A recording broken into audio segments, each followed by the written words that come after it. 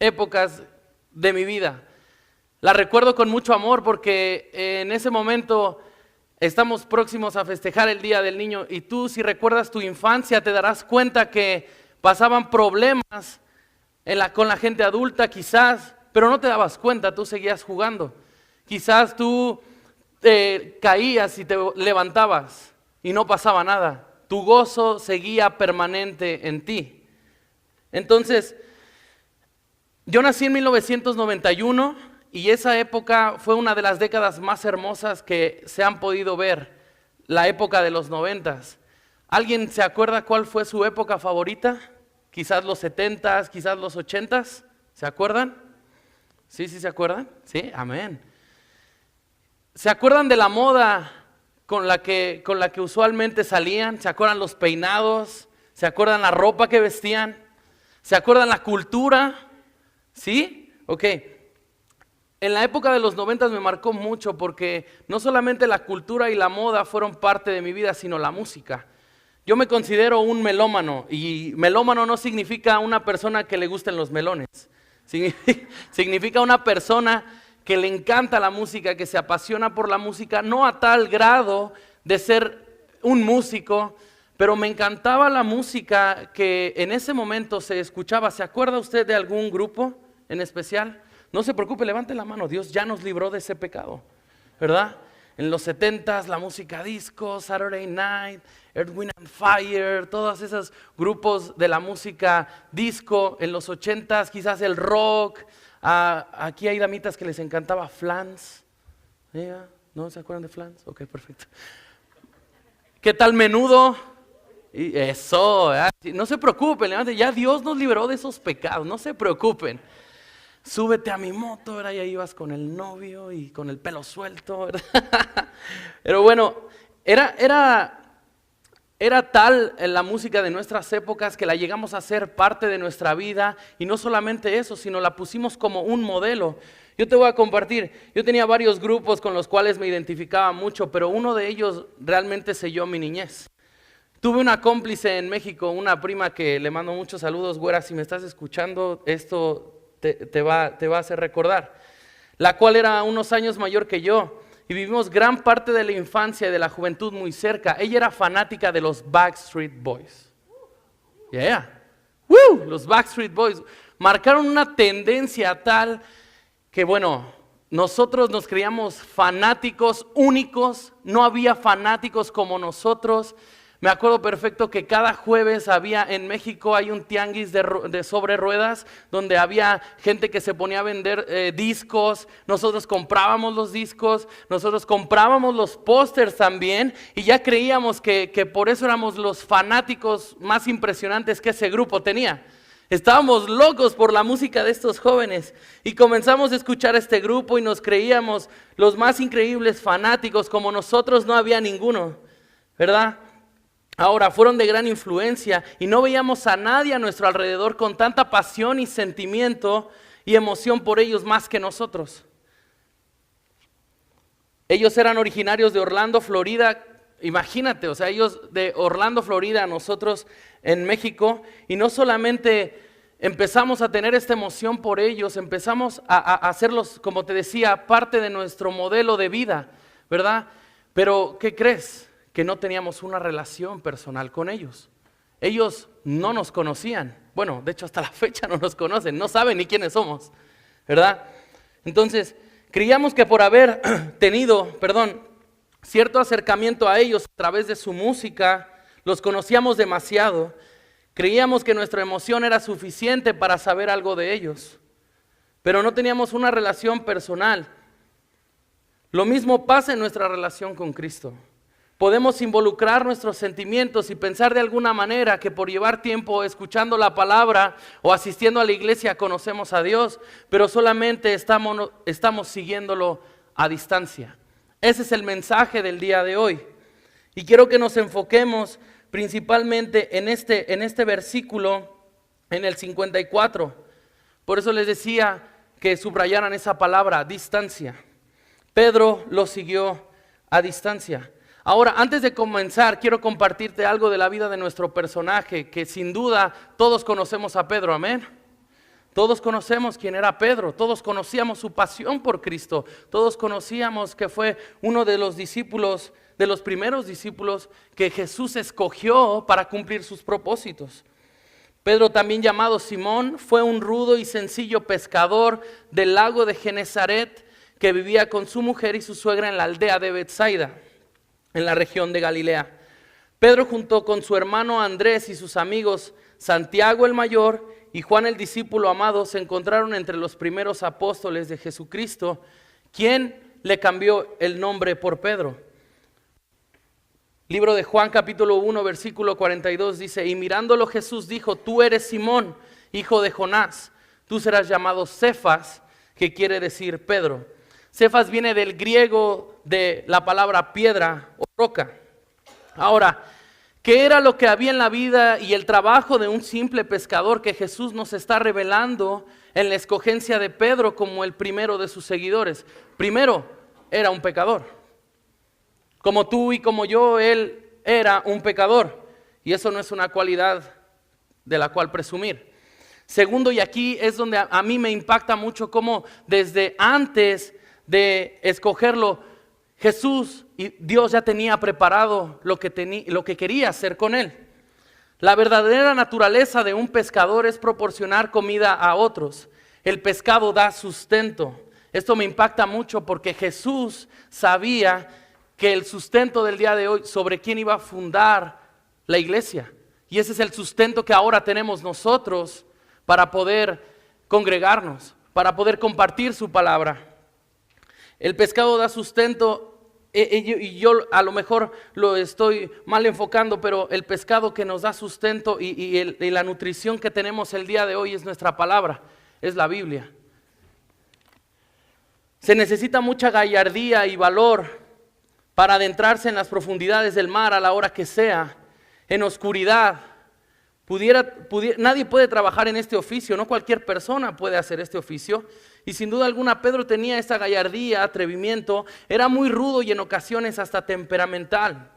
Sus emociones iban por encima de su razonamiento.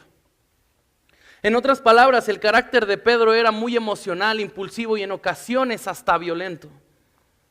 Jesús, sabiendo que era de carne y hueso, lo llama para hacer de él un hombre consistente, un hombre sólido, y además lo iba a preparar para pastorear.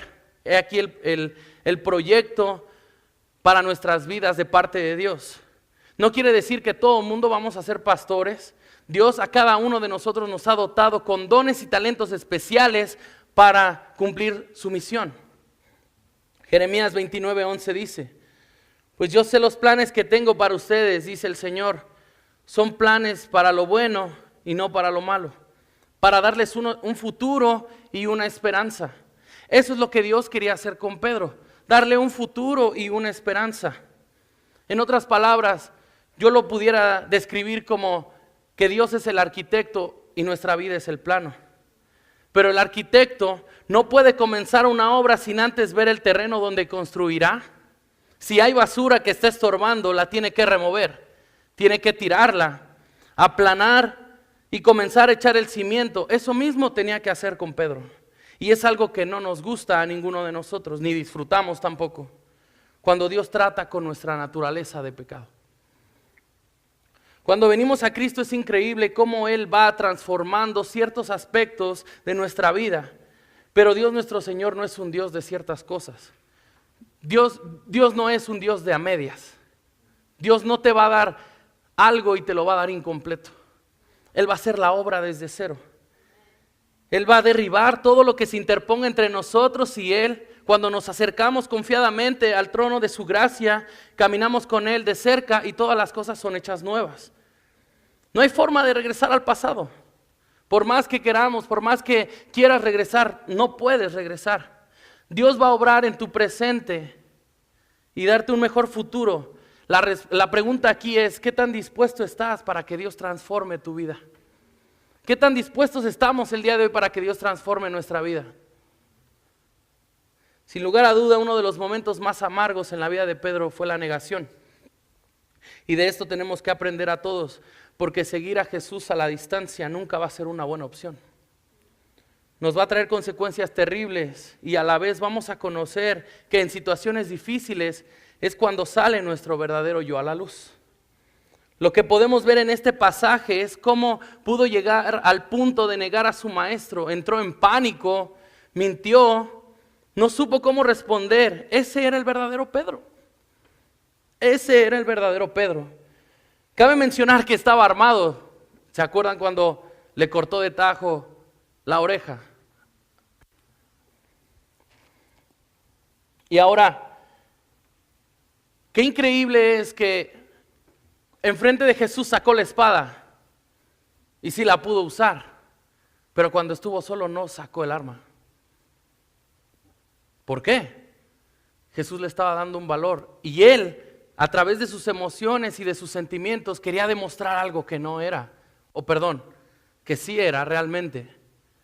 Pero ¿por qué no la usó cuando estaba solo? Porque tenía la espada incorrecta.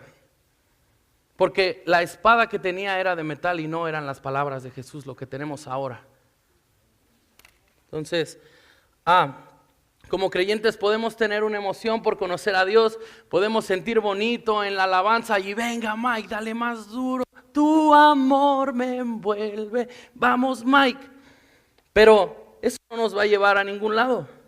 Podemos tener una pasión efímera al venir a la iglesia cada domingo por las cosas de Dios. Eso es fácil. Pero en momentos de tensión y de estrés, donde si no hay un carácter formado de Cristo en nosotros, vamos a fallar.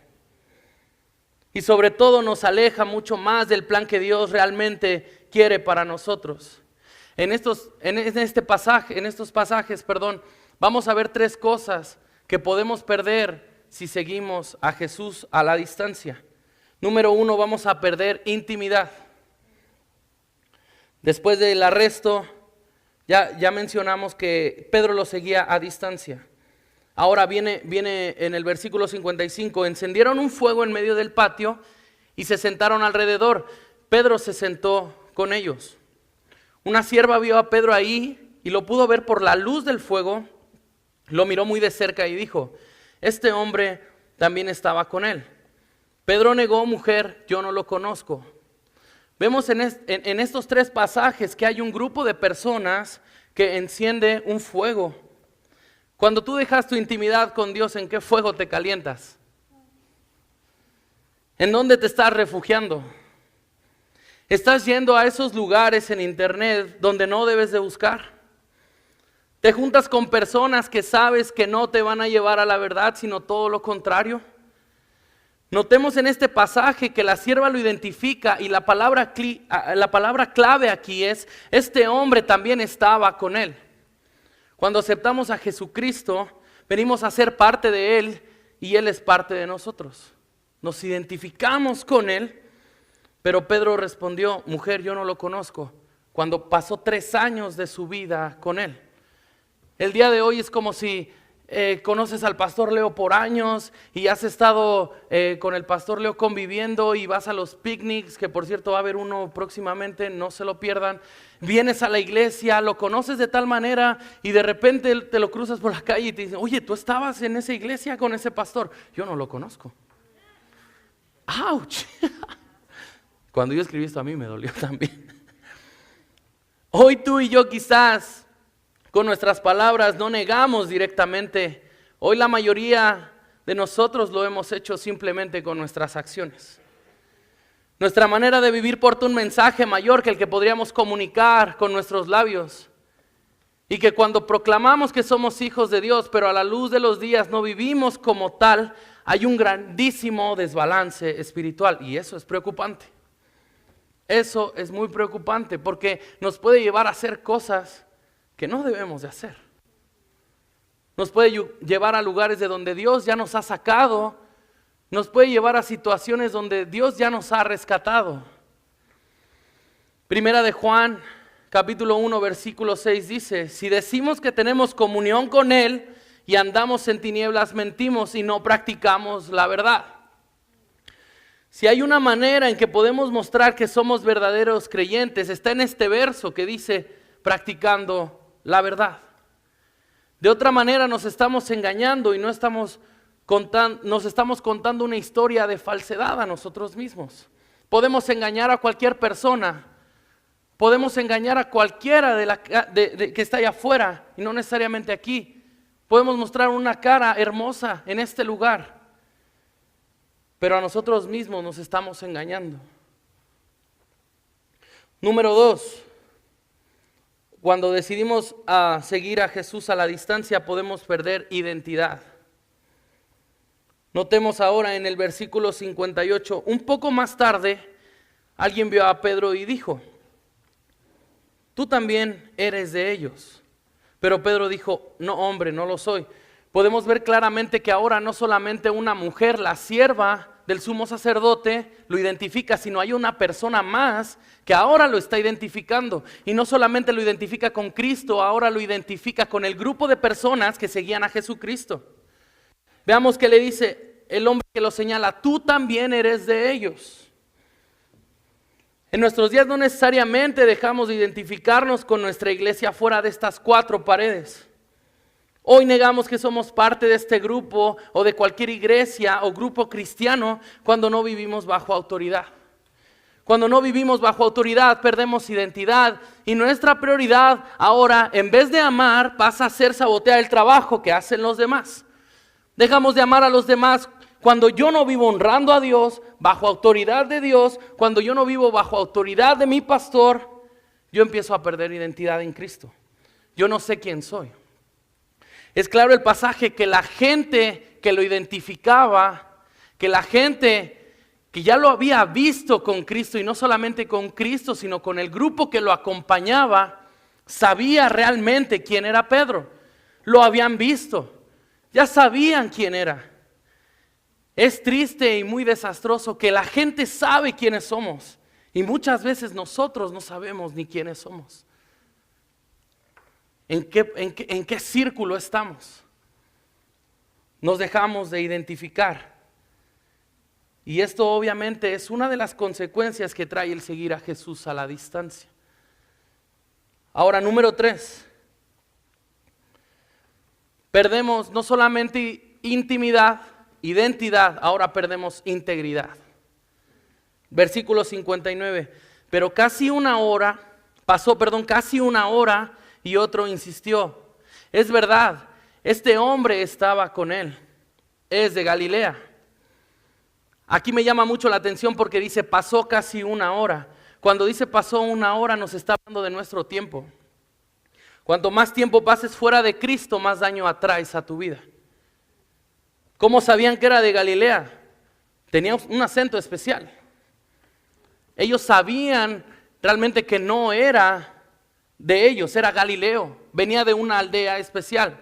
Es como si el día de hoy, Pastor Leo, cuando nos dice yo soy de Zacatecas, todos sabemos que no es de Zacatecas y no es porque nos esté mintiendo. Su acento es especial porque no es de Zacatecas, él es de Tangamandapio, Guanajuato. ¿Verdad? Todos sabemos que no es de Zacatecas. ¿Qué tal Eddie? Que nosotros sabemos que no es de México, es de Perú. ¿Qué tal Marvin? Sabemos que es salvadoreño, tienen un acento especial. Dios ha depositado algo especial en ellos. ¿Verdad? ¿Qué tal Mike? Es chapín. Y bueno, ahora Pedro se hace loco. Pedro no sabe ya de qué le están hablando. Era tanto el calor que sentía por estas 2 preguntas que ahora la salida fácil fue: hombre, no sé de qué estás hablando. Versículo 60, pero Pedro dijo: hombre, no sé de qué estás hablando. En ese momento, mientras Pedro todavía estaba hablando, cantó el gallo. ¿Qué había pasado con aquel pescador que daba la vida por Cristo?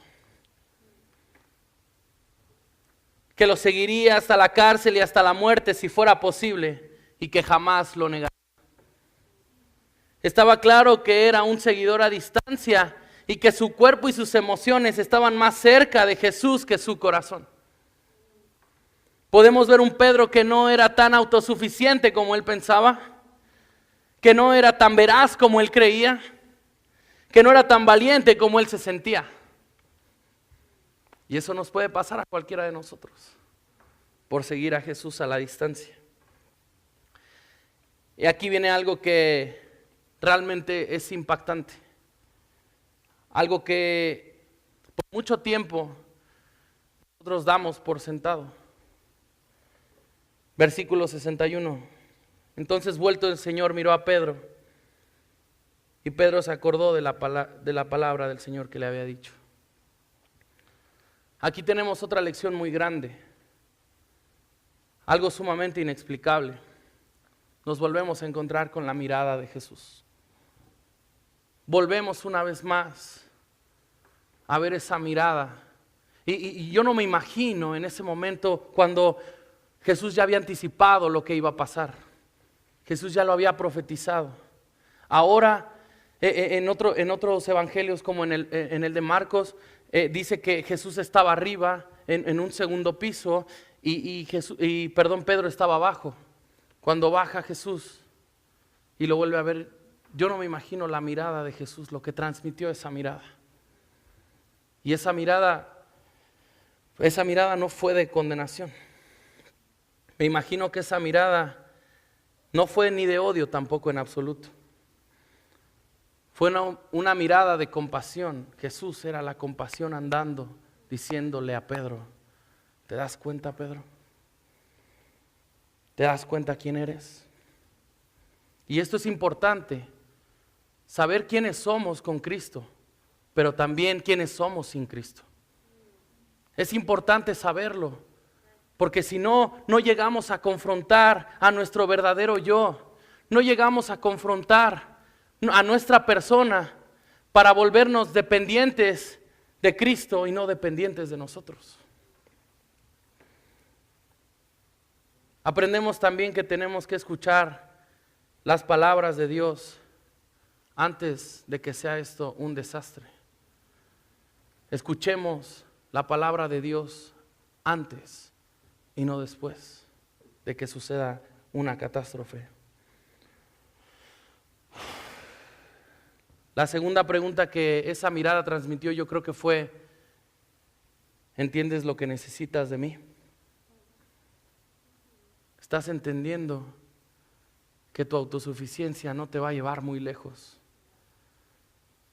Puedes recorrer cierta distancia, pero no te va a llevar al propósito que yo tengo para tu vida. Y con esto quiero concluir. Si puede ayudarme Mike y darme unos pads, por favor. No somos distintos a Pedro. Todos debemos reconocer en algún momento que hemos fallado y que lo seguiremos haciendo. La palabra nos ha sido revelada por Dios para conocerle, pero también de ella aprendemos y nos revela la condición de nuestros corazones. Desde la caída del hombre en el Edén, pasando por el Antiguo Testamento, el gran problema del ser humano no es la falta de conocimiento. Si estudiaste una carrera, si tienes un buen puesto en tu trabajo, si tienes suficiente dinero para que cuando tú partas de este mundo, tú puedas dejar un soporte económico a tus hijos. El gran problema, el tuyo y el mío y el de todos, está en nuestro corazón. La condición de nuestro corazón determina nuestra vida y lo plasma muy bien este pasaje.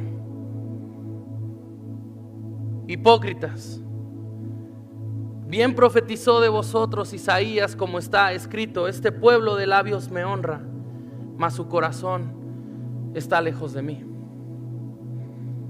Sea cual sea el juego que estés jugando en tu relación con Dios, de ser humano a ser humano, te aconsejo que no lo hagas. Puede ser catastrófico el final. No te lo dice la persona más santa que ha pisado este lugar, porque esa se llama Jesucristo. Te lo dice la persona que vivió por mucho tiempo siguiendo a Jesús a la distancia. Una persona que vio milagros todos los días en otras personas. Una persona que nunca vio su refrigerador vacío a pesar de la falta de un padre. Una persona que se perdió de tanto tiempo con Dios.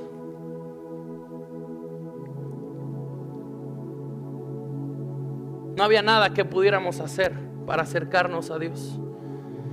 No existe sacrificio, no existe ofrenda con la que podamos alcanzar su favor. No hay esfuerzo humano para nuestra salvación. Jesús siempre procura la intimidad.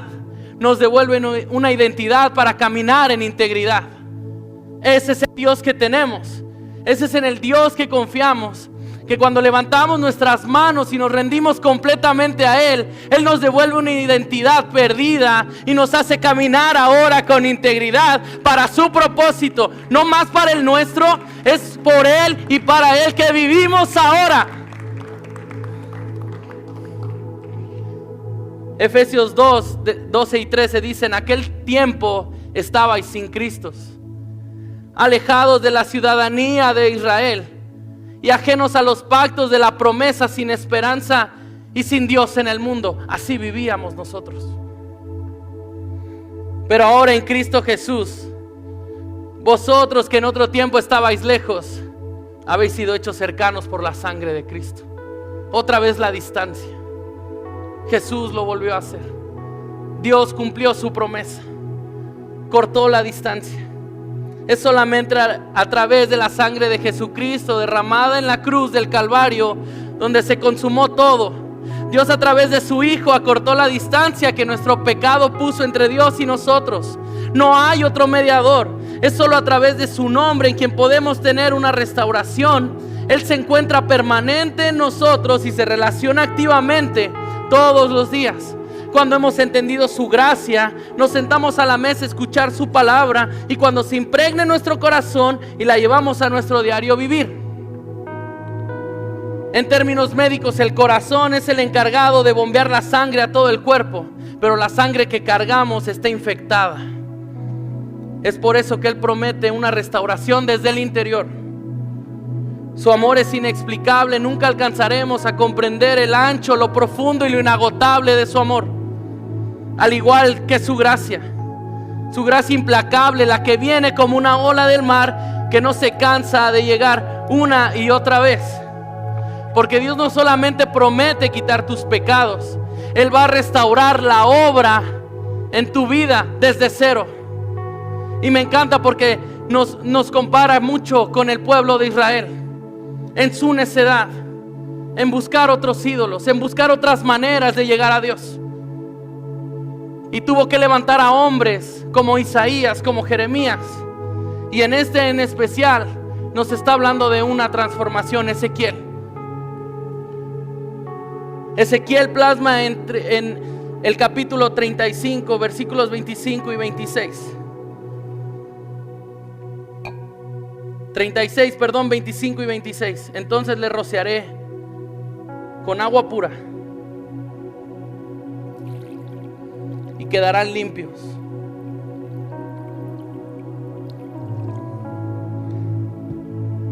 Les daré un corazón nuevo y pondré un espíritu nuevo dentro de ustedes. Y les quitaré ese terco corazón de piedra y les daré un corazón tierno y receptivo. Así es la gracia de Dios. Un regalo inmerecido.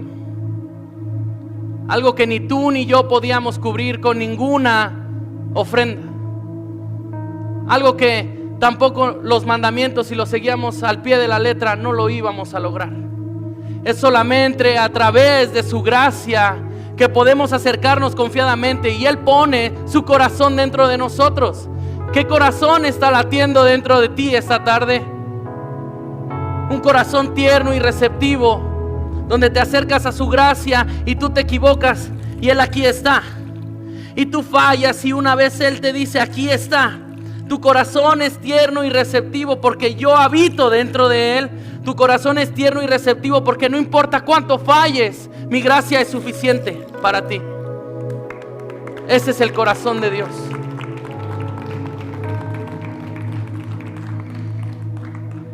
Si tú el día de hoy no conoces todavía a Cristo, quiero decirte que Dios te ama. Y fue un amor que no podemos entender. Fue un amor que se plasmó con su sangre. Y ahora podemos tener acceso al Padre por la obra de Él en la cruz. Gracias a Él y solamente por Él podemos tener hoy perdón de pecados. Y el día de hoy voy a orar en dos partes. Primero voy a orar para que todos los que ya le han recibido se fortalezcan en su gracia.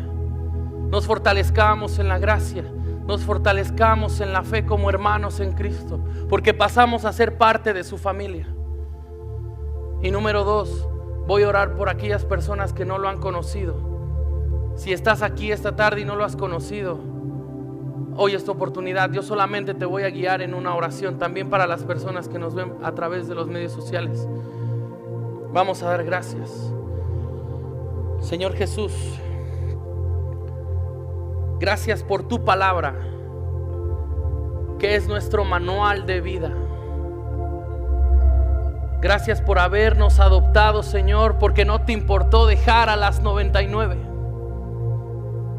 Gracias porque para ti no hubo barreras, no hubo cadenas que no pudieras romper con ese amor tan poderoso. Gracias, Señor, por habernos aceptado en tu familia y que te costó mucho, Señor. Nunca lo vamos a comprender. Fortalécenos, danos ánimo, no nos hagas desmayar, Señor. Siempre danos una palabra de aliento. Ayúdanos a caminar en integridad. Ayúdanos a tener una identidad perdida, Señor, que nuestras ocupaciones de nuestro diario vivir no sean mayores que pasar intimidad contigo, Señor. Ayuda a todos mis hermanos, Señor, a que pueda tener fortaleza en tu palabra. Si estás aquí y no has entendido este mensaje, vamos a orar. Señor Jesús, te pido perdón.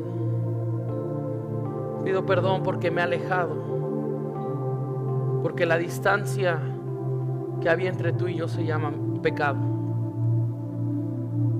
El día de hoy yo acepto este regalo de la salvación a través de Jesucristo en la cruz. Hoy, Señor, quiero formar parte de tu familia con un corazón humilde y arrepentido. Hoy, Señor, yo quiero que mi libro se escriba, que mi nombre se escriba en el libro de la vida y pasar una eternidad contigo. Señor, ayúdame a morir a mí mismo y a depender más de ti. Te doy el control completo de mi vida, Señor, en este momento. Te doy a ti las gracias. Te damos las gracias en el nombre de Jesús.